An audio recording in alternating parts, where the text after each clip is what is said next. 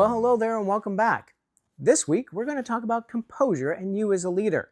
Now, last week, we talked about composure and the impacts you have in an organization. This week, I indicated that I'll share some stories about me and my leadership style. Composure sometimes as a leader means that you listen to others so that you can hear them out, but also don't bring them to the point that they are going to yell and scream at you, because that calm and that sense of control needs to remain throughout. And what you want to do is de-escalate the situation. There's been some moments in my career to where I've had to give people some challenging feedback. Some people reported to me and others did not. But when I've had to give them negative feedback, I had to do it in a way to where they would stay composed as well. And I'll tell you, it's been successful sometimes and not successful other times.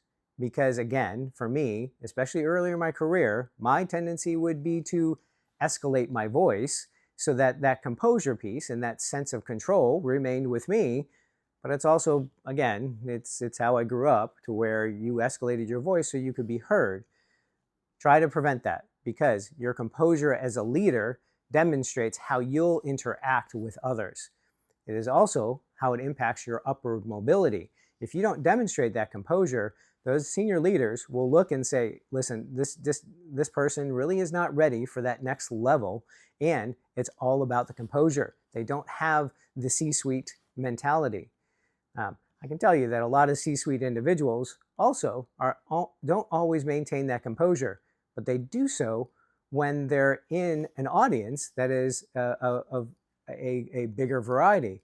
When they're in a small room that they trust, sometimes that composure goes less and less. You have to determine what type of organization you are in and what type of leader you want to be, but also where you want to fit within that composure level. So when I've given feedback to individuals, the feedback, I tried to think about how I want to receive the same feedback. And again, I haven't always done that, but it's my opportunity then to think about the person on the other end. That composure piece for me in that case is making sure that that feedback is consistent with what we've shared before, heartfelt, and also targets to where they can improve.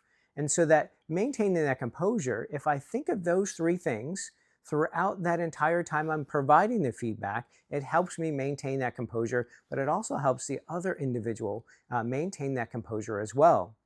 So as you're measuring where you as a leader are maintaining that composure, I'm sure your organization has a leadership survey. Some of them have the pulse surveys, or some of you have an annual survey, and some of you do it every couple years. And for those of you who don't, ask your organization when they can start implementing a leadership survey. That gives you feedback for the organization, the team, and the leadership that's supporting it. That's a good measure to see where some of your composure is, because it's also how you're going to get things done. If you as a leader don't have composure, then it's going to impact the ability of your team to perform and get things done. And because again, you're interacting with senior leaders, you're interacting with leaders that will determine how well they cooperate and support you, that composure can mean a lot. The other way to measure on how you're doing in the composure category is really ask others. So ask your team, hey, how am I doing? Because that not only puts you in the situation where you're getting the feedback from them, but it also gives them control and responsibility that sometimes they may not feel that they have. But you asking as far as, hey, how well did this go? What else could I have done differently? That opens the door for them. Now, when they give you that feedback back, that's your measure of composure. Were you able to look at them and accept it and then make changes as a result of it? Because you're going to follow up with the next question later, which is, hey, has anything changed since our last discussion? Don't only do that with your team, but do that with your peers. Because as you build those relationships, you're going to want to know that, hey, was I too aggressive there? Could I have softened that message? How else could I have delivered that? So when you think about that composure, think about how well you do and what the connection is, not only you as a leader and how you're directing that, but how you're impacting others. Well, that about does it for this week. Thanks again for listening, and we'll see you again next week when we talk about composure and your teams.